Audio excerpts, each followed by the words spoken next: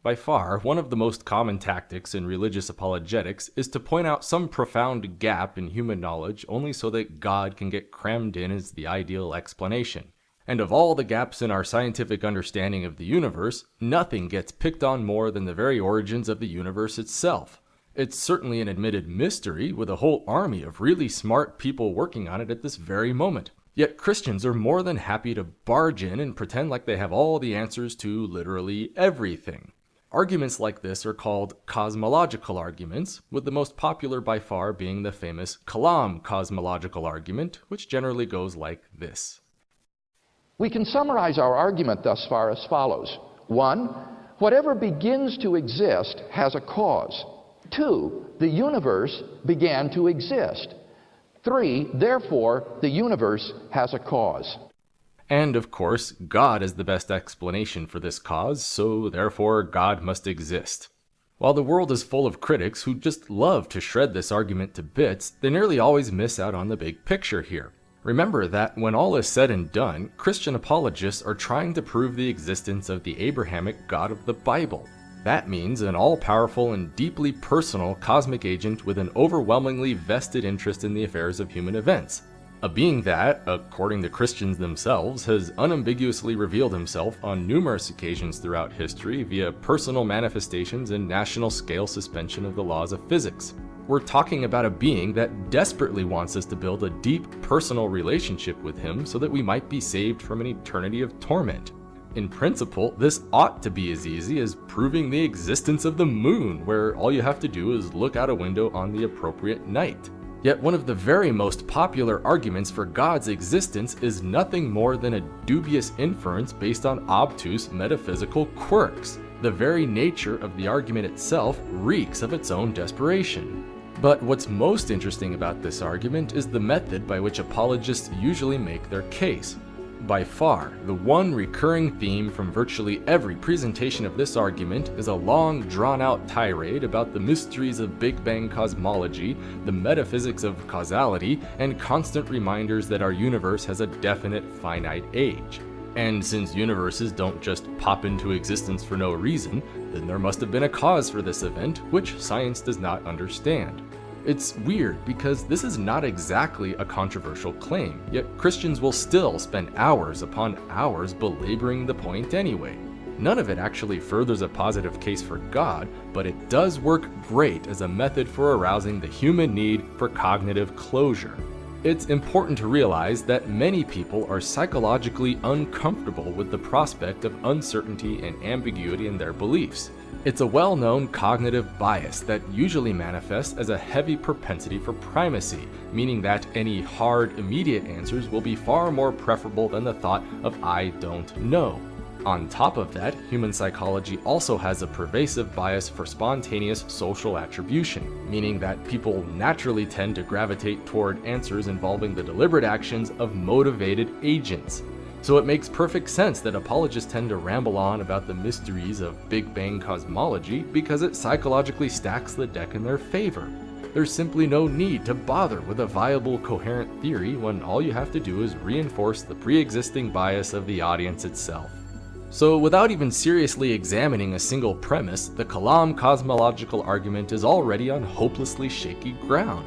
It uses roundabout argumentation to prove what should, in principle, be patently obvious, and then pushes very specific psychological buttons so as to artificially inflate its own appeal. If anything, the only real purpose in criticizing the premises themselves is to see just how hard Christians can fail in one argument while still pretending to have a clue what rational thought even looks like. For example, what do you think of when you hear the phrase "begins to exist"? Because if you're like most people, then you probably think of something like a carpenter as he fashions a table out of wood and nails. The table certainly appears to have a definite beginning to its existence, and it's entirely proper to say that this existence has a cause. However, if you get really technical about it, the carpenter did not actually create anything so much as rearrange. The table only began to exist when people suddenly decided to slap a linguistic label onto an arbitrary ordering of material. In fact, this same description is also true for everything in the entire known universe. anything in human experience that has ever begun to exist has only done so through a physical rearrangement of prior existing stuff. And, as far as we can tell, things which begin to exist in this way don't require the intervention of any magical, disembodied super fairies.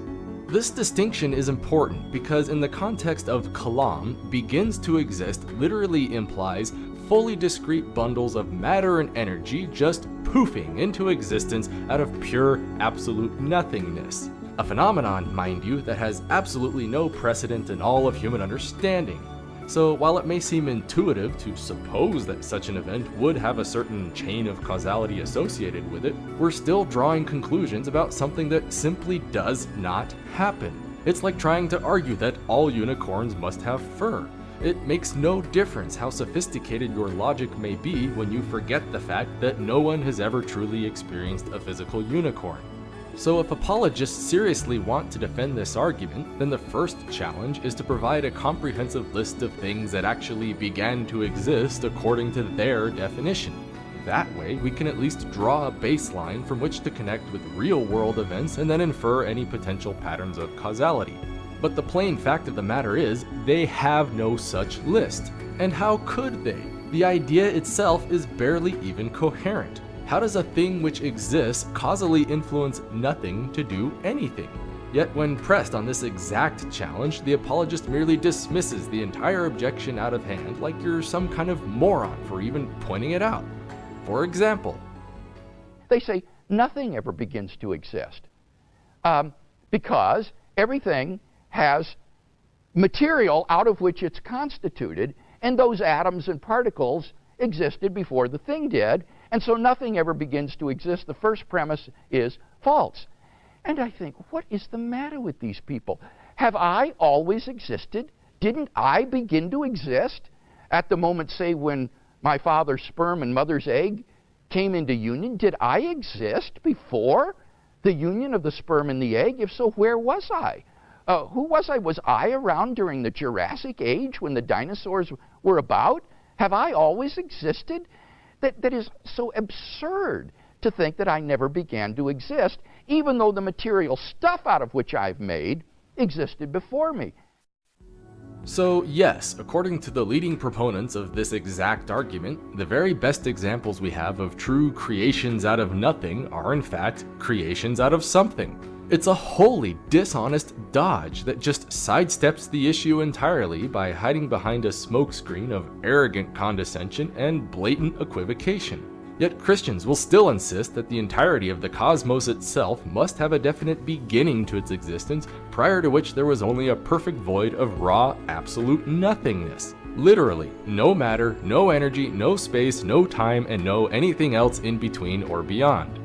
Bear in mind now that when we talk about the earliest moments of the Big Bang, we're talking about a realm of pitiful human ignorance. A realm where every naive intuition we have about the nature of space and time is completely wrong and inapplicable. A realm where you can't even hold a meaningful conversation without first subjecting yourself to years of training in graduate level physics and mathematics. So it doesn't matter what you think you know, because any conclusions you may ever hope to reach about the ultimate nature of everything is little more than a wild guess. Yet apologists will still insist that fancy rhetorical word games are all it takes to support their naive theological conclusions. For example, Premise 1. A temporal series of events is a collection formed by successive addition.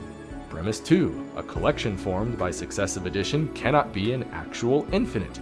Therefore, a temporal series of events cannot be an actual infinite. So, to put it another way, if time can't go back forever, then nothing must have preceded it.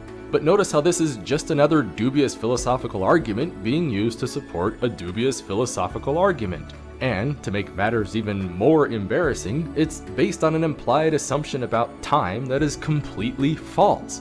Because when apologists speak of time in this context, they imagine a distinct linear construct with an all-encompassing past, present, and future.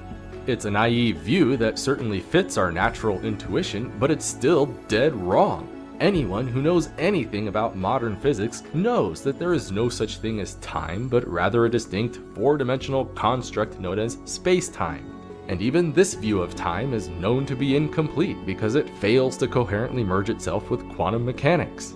It's bewildering how guys with actual PhDs can argue at length and with such confidence over a scientific field they don't even understand.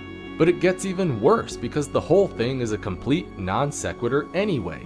Just because the universe has a definite space-time boundary in the finite past, that does not automatically imply literal nothingness is the only viable precedent. At best, all it shows is that there are apparently other physical realms beyond our observable four-dimensional space-time. And so what? Even if we conceded every last claim up to this point, there's still nothing that even remotely hints at the necessity for a deliberate supernatural agent. But rather than humbly acknowledge their ineptitude and just stop right here, apologists simply power their argument through to its bitter end. Now, as the cause of space and time, this being must be an uncaused, timeless, spaceless, immaterial being of unfathomable power. Moreover, it must be personal as well. Why? Well, first of all, because this event must be beyond space and time. Therefore, it cannot be physical or material. Now, there are only two kinds of things that fit that description. Either abstract objects, like numbers, or an intelligent mind. But abstract objects can't cause anything. Therefore, it follows that the cause of the universe is a personal, transcendent mind. No kidding. So the only philosophically viable way for an entire universe to just pop into being out of nothing is through the incantation of an all-powerful, transcendent, eternal consciousness that necessarily exists outside of space and time. But notice again how Christians simply take Platonic realism for granted, as if numbers literally exist in some trans-dimensional realm outside of space-time. But now they take it one step further to a concept known as substance dualism. The idea that conscious minds are comprised of a special substance that exists independently of physical matter. It's another one of those tempting philosophies that sounds really cool on paper, but is still completely wrong. There's simply no physical way to store information and exercise decisions without some kind of material network to accommodate the process. That's why every mind in human experience has always required a physical brain to go along with it, and there is no indication whatsoever for any magical substance beyond space-time that facilitates this phenomenon. Remember that this is supposed to be a rock-solid, irrefutable argument for the existence of God derived from modern cosmology itself. Yet the whole thing is little more than a frantic ejaculation of wild speculation based on naive, untestable rhetoric.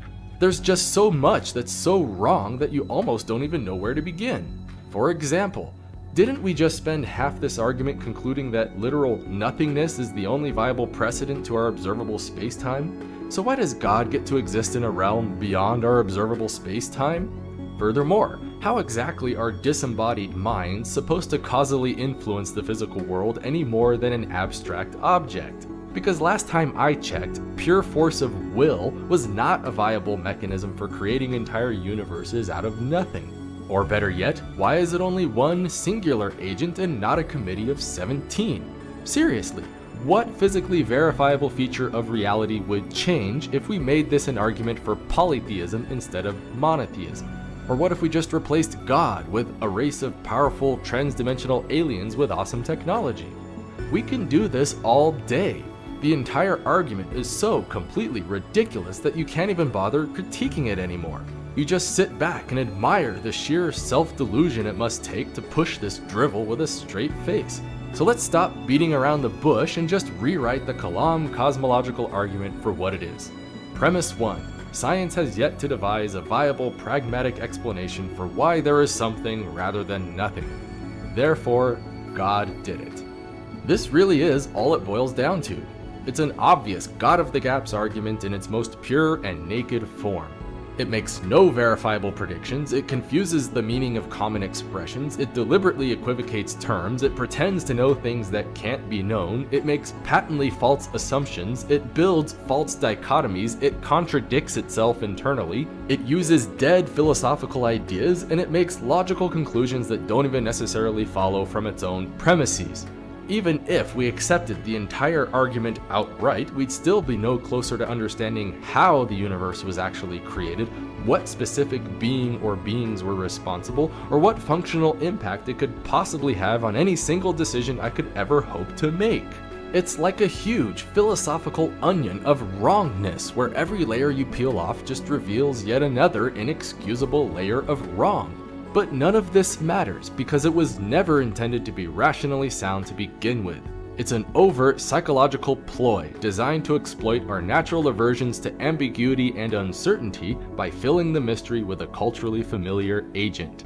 And since nothing inspires more awe and uncertainty than the very cosmos itself, Christians will forever have an ace up their sleeves until human beings learn to accept the plain and apparent fact that nobody yet understands how the hell the universe got here.